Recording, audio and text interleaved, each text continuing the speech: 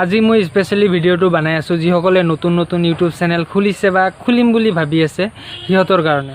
আৰু এইটো ভিডিওত মই আপোনালোকক যেটো কৰি দেখুৱাম সেইটো স্পেশালি মোৰ ইউটিউব চ্যানেলতো এপ্লাই হ'ব। আজিৰ টপিকটো হ'ল যে কেনেকৈ আপোনাৰ ইউটিউব চ্যানেলৰ সাবস্ক্ৰাইবাৰটো হাইড কৰিব পাৰি। নমস্কাৰ বন্ধুসকল, মোৰ নাম সৌৰভ আৰু আপোনালোকে চাই আছে সৌৰভ টেক।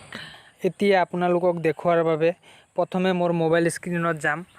যাৱাৰ পাছত ক্ৰোম ব্ৰাউজাৰটো ওপেন কৰি লম। ওপেন কৰাৰ পাছত ৰাইটত যে দেখা পাই আছে 3 ডট, ইয়াতে ক্লিক কৰিম। ক্লিক কৰাৰ পাছত ইয়াক ডেস্কটপ সাইট কৰি লম। ডেস্কটপ সাইট অন হৈ গৈছে। এতিয়া ইয়াতে সাৰ্চ কৰিম youtube.com, দেখা পাব আহি গৈছে। তে আহি গৈছে ডেস্কটপ সাইট। সো এতিয়া দেখা পাব যে রাইট সাইডত একেবাৰে কোণাত সৌৰভ টেক বুলি লেখা আছে। এইটো মোৰ ইউটিউব চ্যানেল। ইয়াতে ক্লিক কৰিম। আপোনাৰ যেটো চ্যানেল হেটোৰ নাম আহি যাব। আহাৰ পাছত ইয়াতে দেখা পাব যে ইয়োৰ চ্যানেল সবৰ ওপৰত আছে। ইয়াতে ক্লিক কৰিম।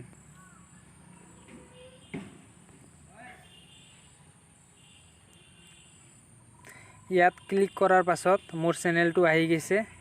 আহাৰ পাছত এতিয়া ইউটিউব ষ্টুডিও দেখা পাই আছে। ইয়াতে ক্লিক কৰিম।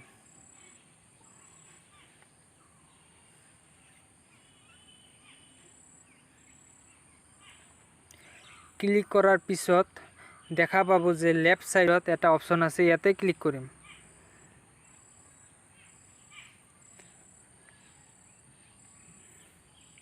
ক্লিক কৰাৰ পাছত ইয়াতে চ্যানেলত যাম। চ্যানেলত যাই দেখা পাব যে 2 নম্বৰটো এডভান্স সেটিং, ইয়াতে ক্লিক কৰিম।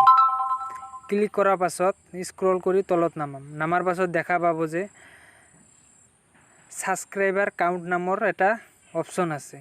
ইয়াতে যাই কেনে দেখা পাব যে display the number of people subscribed to my channel. এইটো টিক মার্ক দেওয়া আছে। এইটো আমি টিক মার্কটো গুছাই দিম। গুছাই দিয়াৰ পাছত সেভত ক্লিক কৰি দিম। হৈ গৈছে। আৰু বন্ধুসকল, এইটো মোৰ ইউটিউব চ্যানেলতো এপ্লাই কৰিছো। যিমানলৈকে মোৰ চ্যানেলত 1000 সাবস্ক্ৰাইবাৰ কমপ্লিট নহয় সিমানলৈকে মোৰ চ্যানেলৰ সাবস্ক্ৰাইবাৰটো হাইড হৈ থাকিব। সো ফ্ৰেন্ড, ভিডিওটো কেনেকুৱা লাগিল? যদি ভাল লাগে লাইক কৰি দিব আৰু মোৰ চ্যানেলটো সাবস্ক্ৰাইব কৰি দিব।